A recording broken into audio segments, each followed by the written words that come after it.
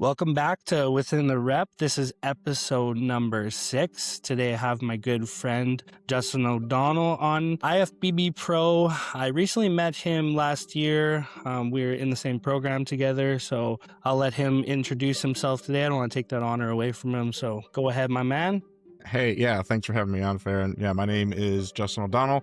I am IFBB Pro, I guess. I'm also a coach, a writer. I write books, poetry. I'm on Instagram. I work in the corporate world, and I am a girl dad to a wonderful 7-year-old who has become one of my best friends. So that's me in a nutshell. That's amazing. So you have a lot going on in your life. You balance IFBB bodybuilder, a little bit of a personal pursuit, still pursuing that on your own, and you got the corporate world as well. I know you run your own coaching business. I mean, you're a father as well. So how do you manage all that? That's what you got a lot going on there. Yeah, I've always kind of been a person of multiple interests at a time. I'm also a little bit obsessive compulsive, I would say. I always feel like I can and should be doing more. I don't know if that's like a firstborn intrinsic thing with me or if it's like Aries, ENTJ energy, but even since, my early days in high school, I always had a job since I was 12. I had some kind of summer job. When I got into high school, I was always trying to like double up on AP classes, like, hey, how can I take classes in college that'll count as college credits? And then when I got to college, it was like, how can I double major? Like, why would I do a single major when I could just do two? And then, once I graduated into corporate life and I was no longer playing sports at college and doing school, it was like, okay, yeah, I can work, but what else can I do? I know I'll get into bodybuilding because I like training. Like, I love going to the gym and making myself better. And then I decided to go down this competitive route. And then at the same time, I was like, I really like writing. I think I'll write a book. So I got a master's degree in creative writing because it forced me to write a book. I guess how I do it all is that I'm just kind of vicious with my time, and I'm very cognizant of when I feel like I'm wasting time. And trust me, I've wasted a lot of time in my life. I feel like I could have done a lot more by now. Maybe it's carrying around like this guilt and shame of like I could always be doing more. That helps me kind of always push. But that also has a negative effect where you're constantly looking for the next thing to make you happy. And I think that that can be its own peril in a way. Because once you hit a certain achievement, you're like the dog that's been chasing the ball for so long, and you finally get the ball and you don't know what to do with it. That was kind of like getting my pro card, 10 years competing, and then I got it. And it's like, okay, now what? So I always believe in having something to do, whether it's, business related, creative, something that you enjoy artistically. I don't feel like just doing one thing and making that your only identity is the way to go. I really like to focus on a bunch of different things at once because, like, if you're all in on your coaching business, let's say, and that's all you do all day, when that's not going well, you need something else to kind of like carry the wind in your sails. I almost envision us as like car engines, and we have multiple cylinders. It's good to have like different cylinders that could be moving you forward and doing things and kind of adding that like movement to life. I don't I don't view it as like it's all stuff I have to do. How do I manage it all? I kind of view it all as necessary, really, to like keep my engine running. I don't know if that makes sense. No, for sure. And do you think that high workload, that high drive was instilled in you from a young age? You said you were a first child, correct? Yeah. So my mom came from nothing. She was basically grew up in a trailer. And then my dad, he left home when he was 17 and joined the Air Force. And he worked 3 jobs after the Air Force to put himself through college. And that was, I don't know, 35 years ago. He just now finished paying off his student loans. And so I kind of watched my dad go from nothing to becoming one of like the highest level government officials in the Federal Aviation Administration. He kind of took the Air Force aviator track all the way to its like professional conclusion at the highest level in the government. So yeah, I've always kind of had my dad as inspiration of like, he did it, and what can I do, to carry my own legacy forward. And like I view things a lot from the like stoic mythical mindset of like, if you've ever watched the movie Troy, Achilles is very concerned about how he's going to be remembered. And That's kind of his whole purpose for fighting in the Trojan War. I'm very concerned, I guess, sometimes that like my life, I need to like do something with it, right? I don't want to just waste it in front of the TV or, stack a bunch of money that I can't take with me when I die. Yeah, I like to have other things, going. And I don't know if that creates a drive in somebody or if it's more of like almost like a panic, like I'm not going to be here forever. I need to be doing things. I think that's more of where the drive comes, if I'm being honest about it. Yeah, you think pretty deeply about like context, human narratives, human behavior. Did that all begin in university, or have you always had that with you? I was raised very religious. I grew up going to church constantly. So I always had this lens to view humanity through a spiritual lens and a very soulful lens. I got into philosophy and the studying of human nature when I developed my obsession with history. And that actually was derived from a video game that I played very young called Age of Empires. And I Hmm. decided to make that video game my whole personality when I was really little. And my favorite civilization was the Byzantine Empire. And then I started reading all kinds of books. But when you start reading a lot of history books, you start learning a lot about human nature. And then you start learning a lot about human psychology. And that kind of developed into an understanding of history, an understanding of how people are, what makes great people become great people. And the term great just means large. There are a lot of great people who did a lot of bad things. You could say Genghis Khan was great in the sense that he was remembered for conquering the known world, but he also murdered millions of people, right? Understanding like where all that comes from in the context of history and like what drives humans to do what they do from different societies, all that stuff's been super fascinating to me. And obviously I got into university, wrote lots of papers about it, read a lot of books about it, really got into philosophy. And then I would say like the reason I latched onto stoicism so much is it has a lot of modern application to society today, but also in the bodybuilding world, there's a lot of ways that stoicism itself applies to bodybuilding. And that was kind of the one I liked a lot because it was Greek. I liked the Greeks. I like studying the Greeks and the Romans, and just using those precepts. There's nothing really like new under the sun. Like a lot of the things that those guys and girls were struggling with 2,000 years ago are the same things that we have going on today. Hmm. And they had a lot of time to sit around and think about it and talk about it. And so there's a lot of lessons to be had there to apply to our lives today. So that's, where a lot of that interest came from, I think. And I always found like a lot of like church sermons and a lot of platitudes that are said online on social media or even on TV to just be kind of like not serious or just like not meaty enough. And Hmm. there's just a lot of depth out there in like the more ancient literature, um, that I think can feed you if you actually go and take the time to consume it. And I always found it really nourishing. Hmm. Yeah, I'm a big fan of the Daily Stoic as well. It's something I read daily and have for years on repeat, and I still always take away from it. I make posts on it quite often, actually. Yeah, it's a good one. Great one. I wish they would come out with a new one. I guess it's hard to kind of reformat some of those. They're just Yeah, quotes from the past. right. So the connection between studying human stories, understanding psychology, how do you think this transfers over into bodybuilding and physique transformation? Well, I was having a discussion recently with, I work in the corporate world. Like I mentioned, they were developing our strategy for the year. And they're undergoing a transformation and a new strategy at work. And like, how many times at a job have you heard about the strategy? What's the strategy this year? And like, strategy this, what's your content strategy? What's your marketing strategy? Strategy is such a useless, meaningless word. It has no connection to like the human soul. What is your training strategy? What's your nutrition strategy? Like, I don't give a shit about that stuff. Everything comes down to mindset.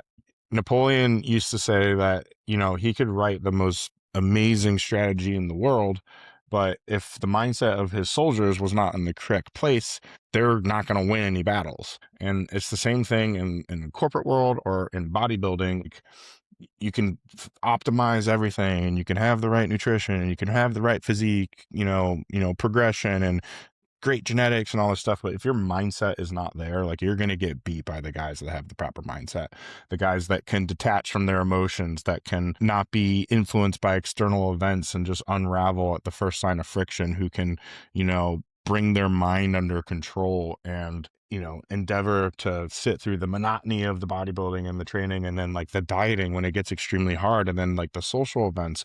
All of that is in the mind. It's not about, like, at that point, it's not about strategies for nutrition and strategies for training and all that stuff. People generally can respond to whatever training they're enjoying and doing regularly, and like the same thing with food and stuff. I always found that unless you were like a genetic anomaly at bodybuilding, usually it was the guys that had the strongest minds that can do it for long term that would be successful at it.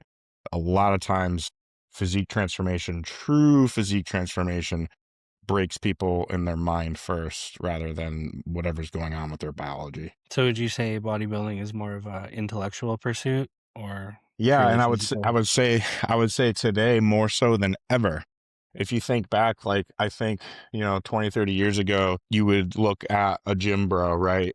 And he'd be at Gold's Gym with a gallon of water, and, that would be his full-time job or whatever. And someone in the corporate world would look at him and be like, wow, what a meathead, what a dummy, blah, blah, blah. That's all he can do. Look at me. I have the middle management job. Nowadays, I feel like that's reversed. I feel like the people that sit in cubicles, that spin their wheels at corporate jobs to fight for their 2% raise every year, and their bodies are not good, they're overweight, they're tired, they have nothing to look forward to, and then they look at the people who are in shape, who are measuring their meals, who are bringing their food to work, who are training on the weekends and competing and like doing something and like moving through life. They see that and it's like alien to them, and they like don't understand how someone could do that. Now bodybuilding has almost become this, like, it used to be this thing that was like kind of like looked down on or like de-intellectualized, like an other. And now there's so much information out there. There's so many ways to spread, the actual sport around. It's become an intellectual sport because you can now apply so much nutrition information, training information, all that stuff, and stand out at work and stand out in a crowd and take everything you learn from it and apply it to whatever other endeavors, your coaching business, your corporate career, whatever it is. More often than not, that's how it goes these days. And so many bodybuilders are very well spoken, really well read. Think of the John Jewett's, the Chris Tuttles. There's a long list of people who are very intellectual in the sport.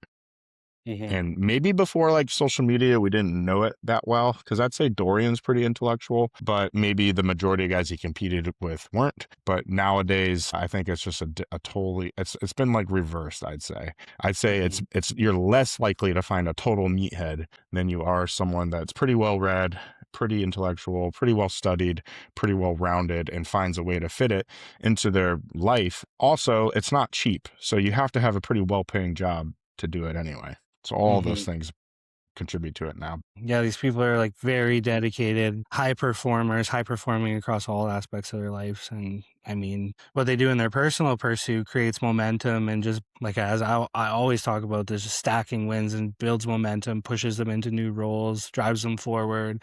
They're not stuck, they're not stagnant, they're not waiting for something to happen, they're making something happen. What is studying history and philosophy taught you about discipline and sacrifice? I know you're a father yourself. You got a Yeah, lot on your plate.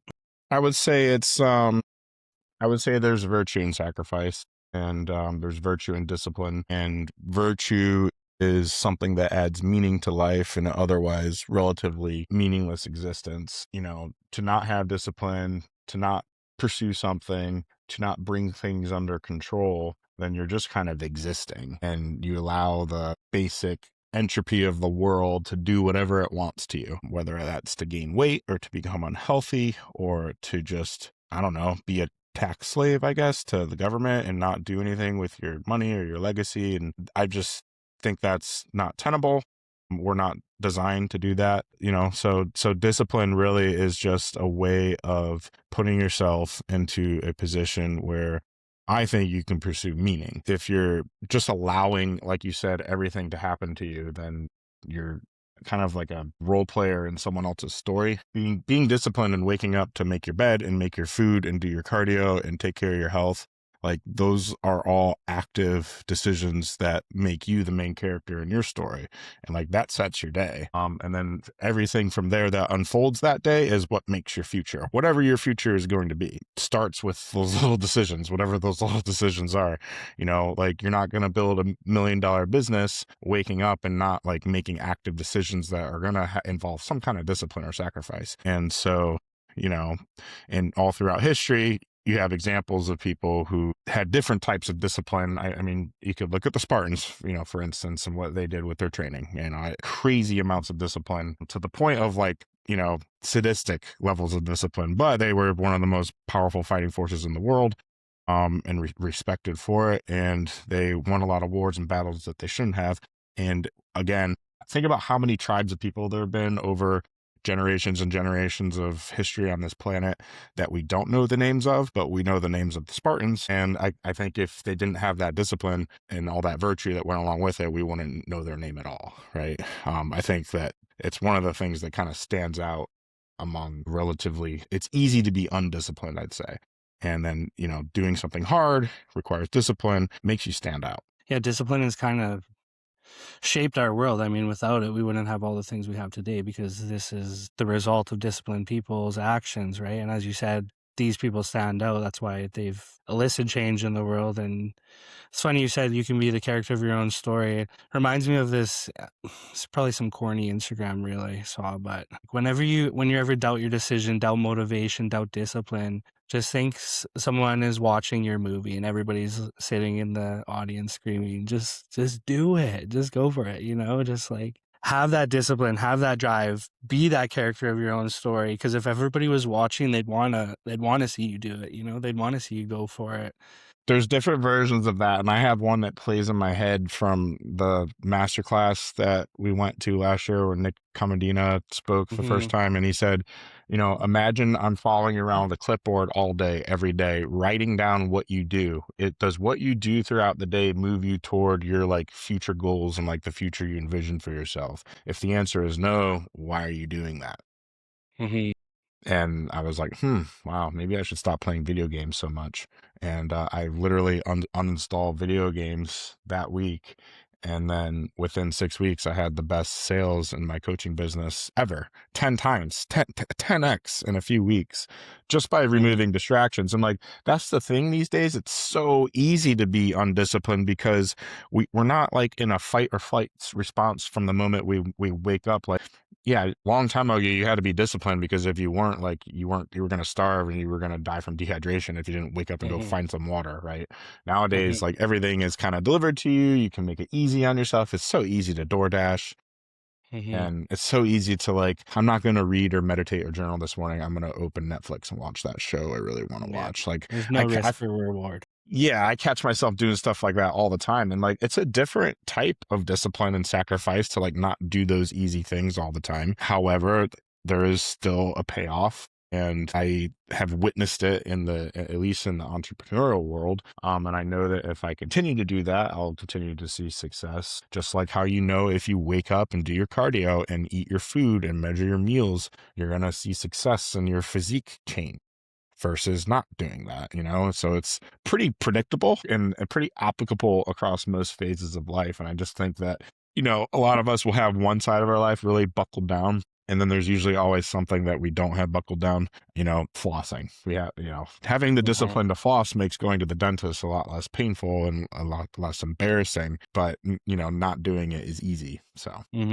yeah, I mean, always relishing in like the dopamine makes it much less luster over time, right? Like, it's like when you go camping or go out on a cold hike for 8 to 10 hours and you finally get home, or you spend a couple of days in the woods, hunting, and you finally get home and you get to have a nice warm shower and a nice warm bed. Those things feel so much greater anyway. Like, I would not want to focus on always, relaxing. As much as it does seem appealing, it does lose its appeal over time very fast. And I think that's how a lot of people slide into, a depressive state, because they're so used to this, relaxing, routine. It's just over and over and nothing's changing, nothing's building.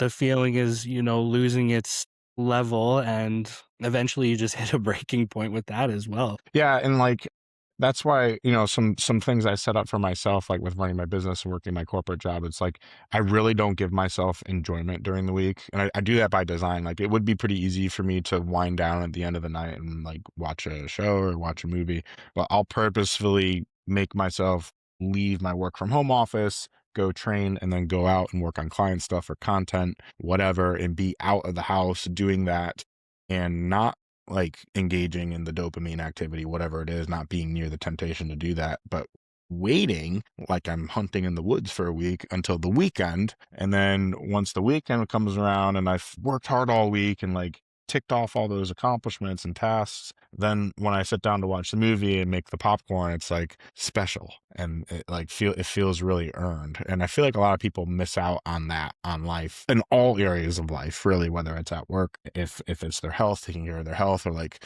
going on a vacation. If you've been acting like you've been on vacation by being lazy and eating like a jerk, it's not going to feel special when you go on vacation and get to like eat however you want if you've been doing that all along, right? So like it's kind of like in prep too, when you've been deprived for so long and then you get to finally have that, cheesecake at the Cheesecake Factory. That much better, isn't it? Rather than if you were doing that every weekend, it wouldn't really mean much. Becomes so much more fulfilling. Mhm.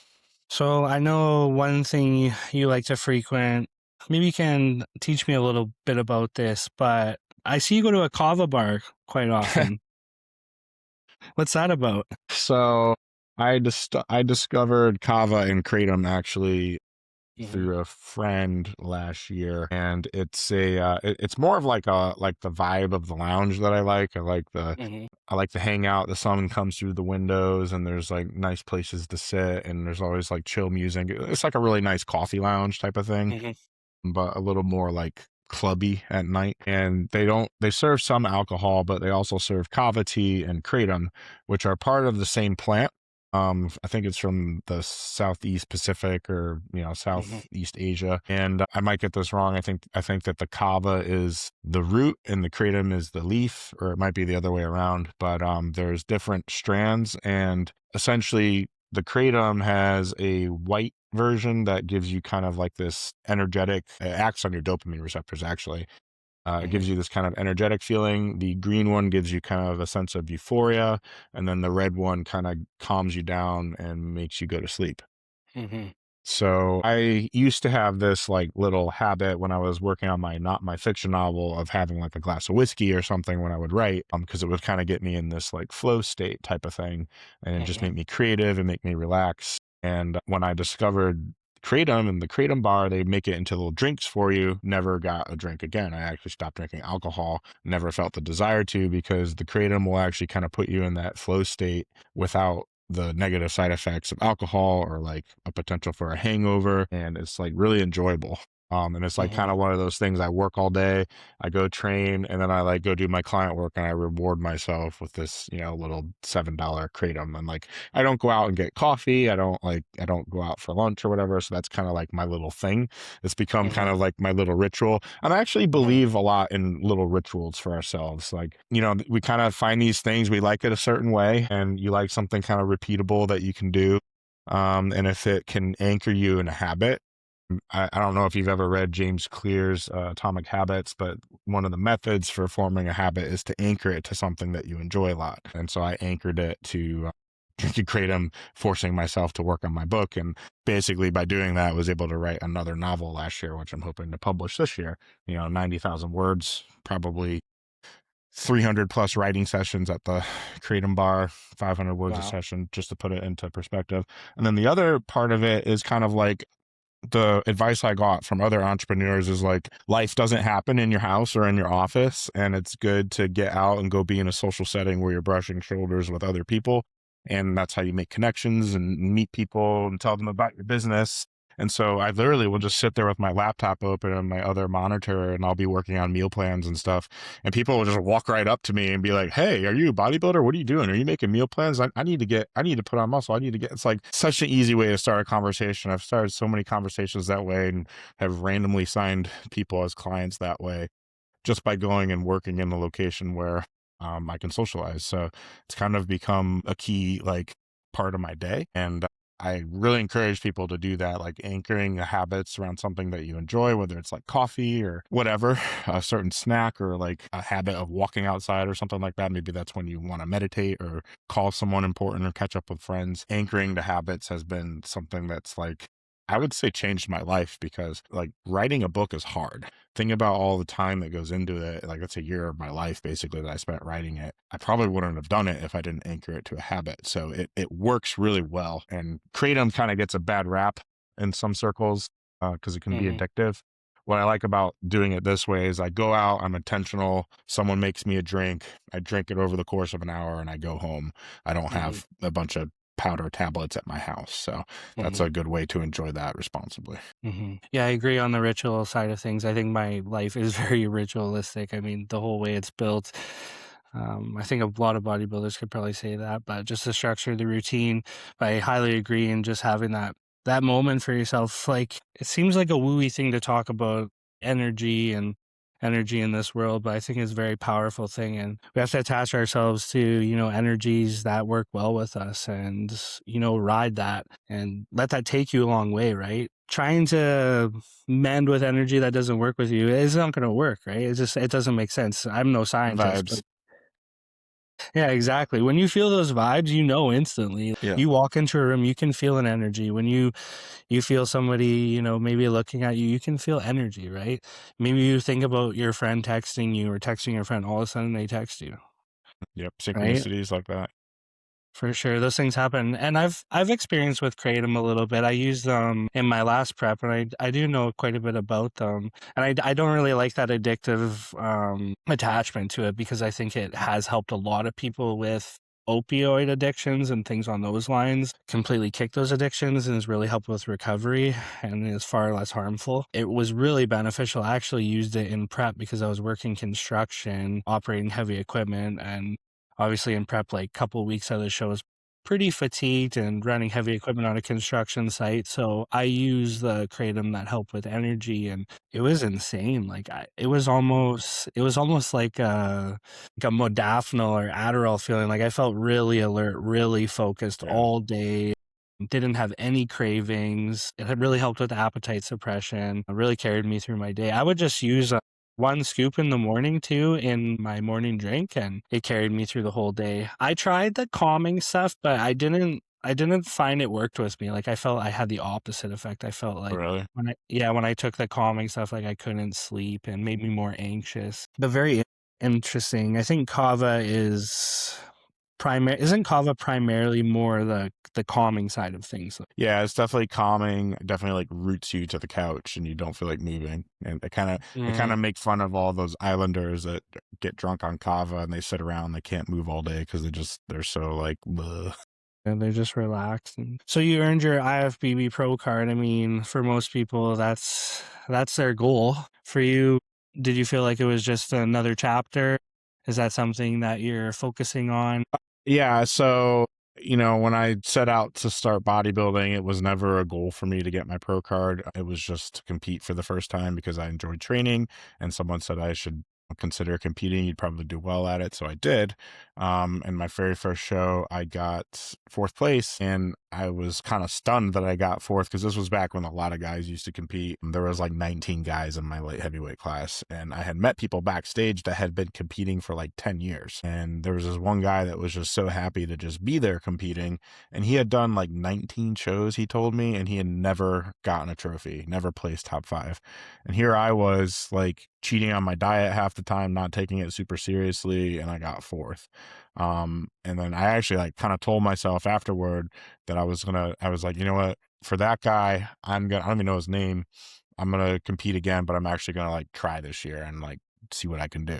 And so I competed, another year, and I won the novice overall, got first place. And then I decided, all right, well, I'm pretty good at this. Let me do a bigger show. Let me do the Jay Cutler. And so I did the Cutler the next year. I got first place. I won the light heavies there. I competed in the overall against 3 guys that turned pro. And I was like, well, dang, all right, let's keep going. And then I kept going, and I eventually did Easterns and East Coast Cup, and I won East Coast Cup, and then that qualified me for nationals. And I was like, all right, well, maybe I'll just I think I can do this. It was always like, I think I can do the next step. I think I could do the next step. And I would look at photos of other guys and I'm like, there's no way they train harder than me. So like, let me just see what I could do. And then at nationals, I got top 5 during the COVID years, which I went against all six of those guys in the first call are pros. John Withers, Ross Flanagan. Mm-hmm. I don't think Turner Riddle ever turned pro, but Tim Klein turned pro. And then what was that guy's name from Texas? I can't believe from Austin Connolly. He turned pro. Yeah, all those guys turned pro. So I got 5th that year, and I was like, dang, okay. And then I just wanted to keep going until I got it, since I was, placing that well at nationals. Got 2nd at USA's, missed it by a point. I was like, well, I have to do it again. And then I finally got it. And then I remember standing backstage at nationals, and I was talking to Sid Rye. And Sid's one of those guys that's been competing for a long time. He's been getting like 2nd or 3rd so many times. I think 3rd. I think he's on nationals, so he keeps getting 3rd. And I didn't even know he was going to be in my class. I didn't know Tim was going to be in my class. I thought they were going to be supers and I was going to be by myself in heavies, but they had both dropped down to heavies, and we're like, oh, great. Now all of us are going against each other. But I remember talking to him because he's similar to me. He's been competing a long time. He has a young son. I have a young daughter. And we were both kind of just like, yeah, man, I kind of just want to get the pro card and just be done with this. He's like, are you going to retire if you get it? And I was like, I'm pretty sure. Yeah, I'm pretty sure I will. And he's like, yeah, I will too. And then I won. And now it's kind of like, feel like I've done everything I needed to do. And if I competed again, it's really just to say I did it as a pro.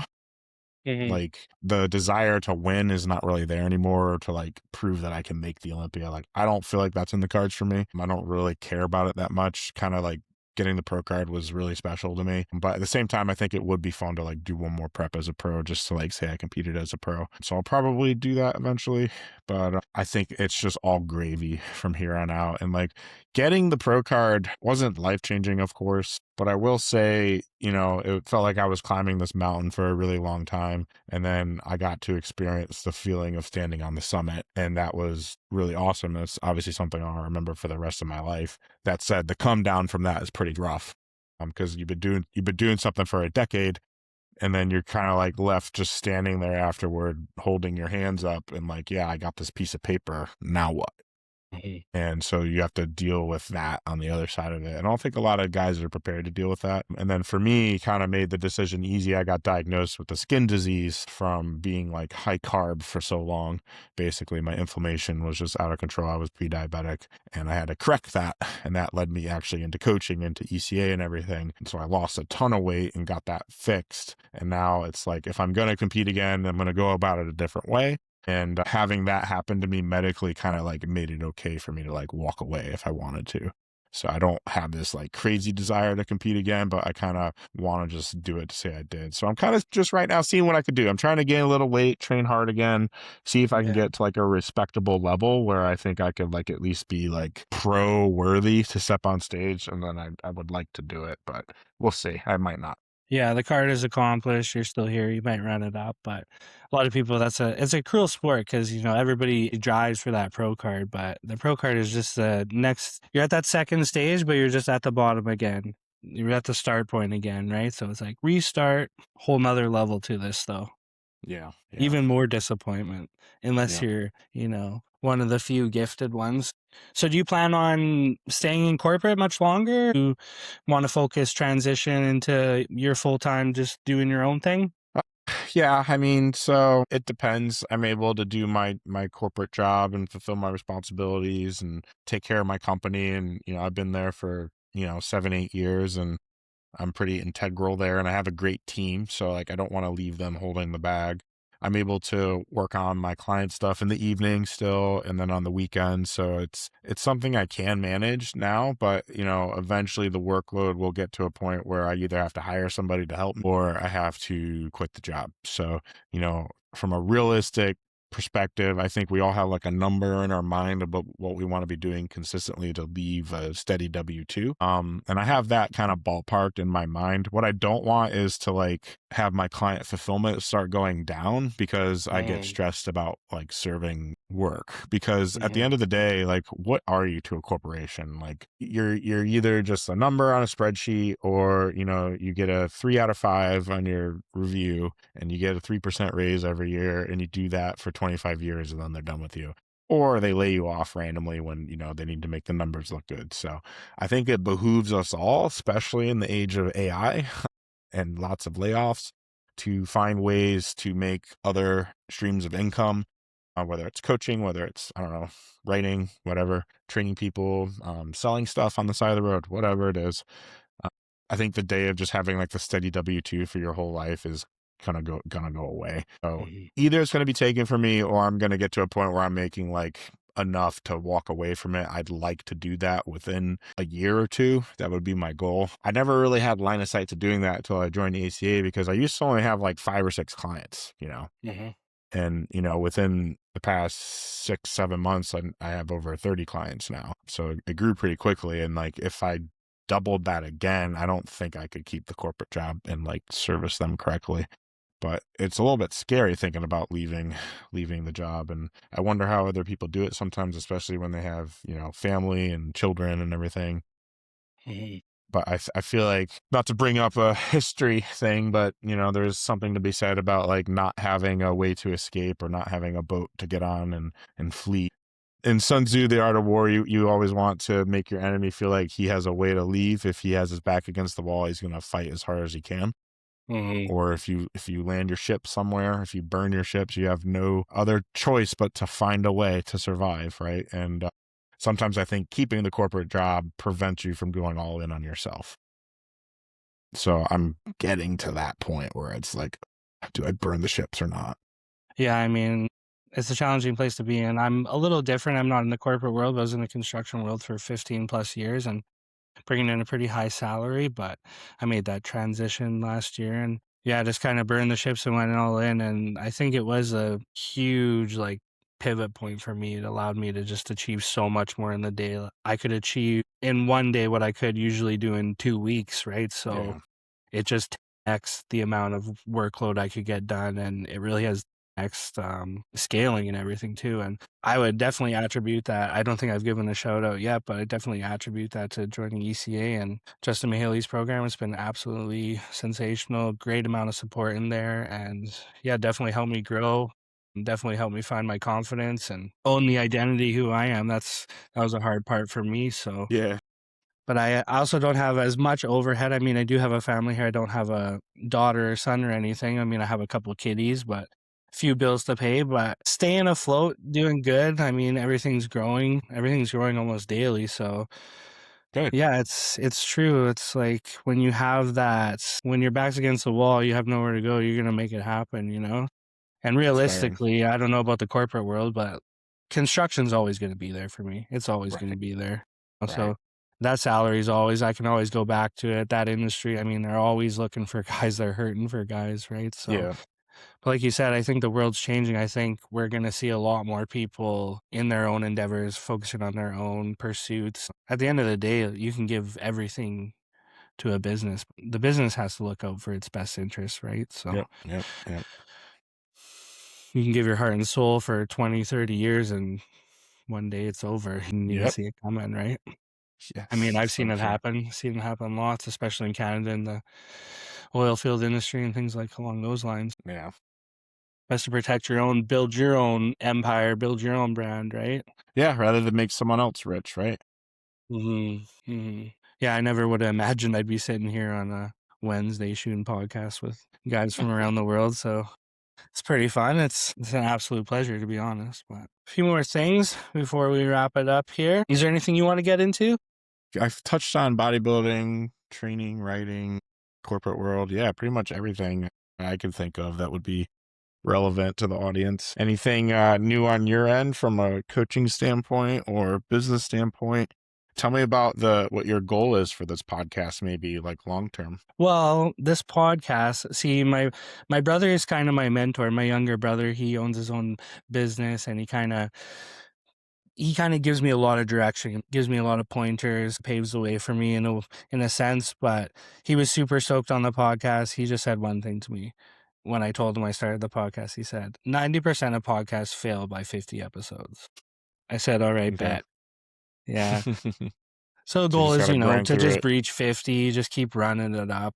Goal Yeah. would be to get at least 100 podcasts this year. I think it's achievable. I mean, just got to keep making it happen. The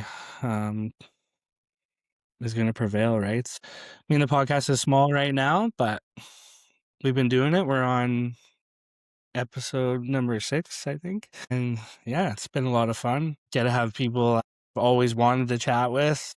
I get to speak with guys like you. So I think it's going to be a great experience for myself and bring lots of insight to the people listening as well. Yeah, and as you do it, you'll build those repetitions. You'll kind of develop it more and more as a craft in your own style and kind of how you want it to be. And probably the first 5 or 6 will be very different from 55 and 56 as you go along. So it's going to evolve and grow with you as you grow as a person, as it grows as a podcast, as you grow as a brand. So that'll be exciting to see the evolution. Yeah, for sure. I mean, one thing I remember is Chris Williamson. I love his podcast, Modern Wisdom. I'm not sure if you've ever listened to it, but one of the biggest podcasts in the world now. I think most people have listened to it.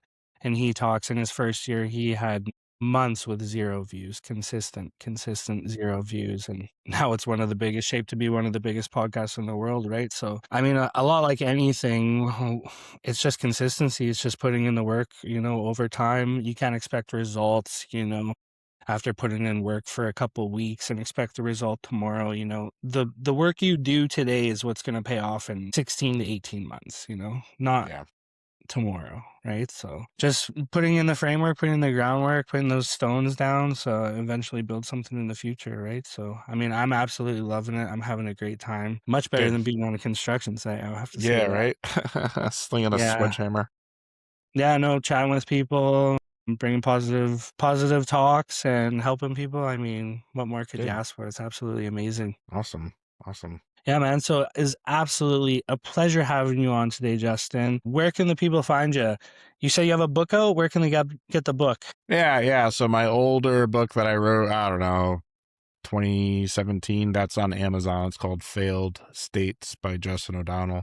That's on Amazon and Barnes and Noble. And then the book that I'm working on now, it's a medieval Gothic horror that deals with the fall of Constantinople and then an exploration of the vampire myth in Eastern Europe. That will probably be out later this year in 2026. So I don't know what the title is going to be yet, but if you search Justin O'Donnell, you might be able to find it on Amazon. And then outside of that, you can find me on Instagram at Justin Y O'Donnell on Instagram. It's also my handle for Twitter, Facebook, and where else am I? Threads. I believe I'm on Threads too. Amazing. YouTube. YouTube. Nice. Perfect. All right. Well, it was a pleasure having you on today. I hope everyone enjoyed the good chat we have. I hope Justin brought some good insight. It was an amazing conversation. So thanks for tuning in, and we'll talk to y'all soon. Yeah. Thanks, Farren.